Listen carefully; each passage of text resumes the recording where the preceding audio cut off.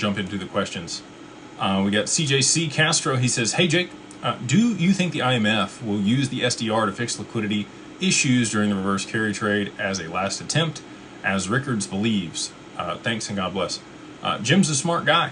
You know, he's actually where I got the oil theory from for the Bank of Japan to be forced to have to raise interest rates. He's the one that talked about the Strait of Hormuz or the Strait of Gibraltar being shut down as a choke point. So, you know, if Jim Rickards is talking about the SDR in the liquidity crisis, the SDR, for those that don't know, is a special drawing right. It is very similar to the Bancor coin that the IMF and other nations put forth at Bretton Woods in 1944 when the US dollar became the global reserve currency. And we backed it with gold, and then over time, obviously, you know, 1971, Nixon took us off the gold standard, closed the gold window, which never reopened, and then we've had floating exchange rates ever since.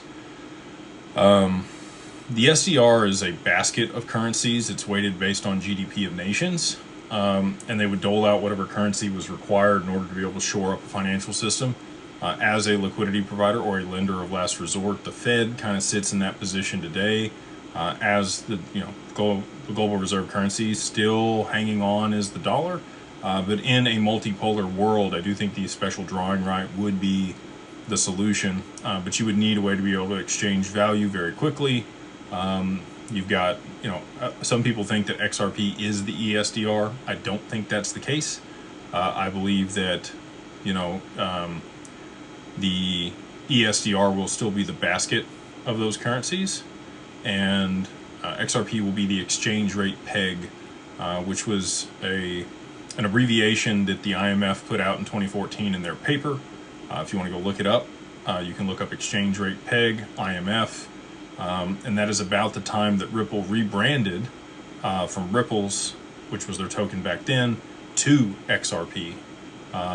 When XRP was originally minted, it was called XNS, and when it was minted by OpenCoin back in the day before it was gifted to Ripple, the majority of the supply.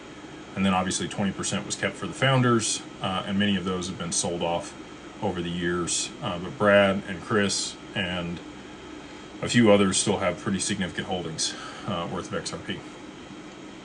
All right, I should probably read the super chat here, but before I do that, I will give my disclaimer. Nothing here is financial advice. It's only for entertainment and educational purposes only.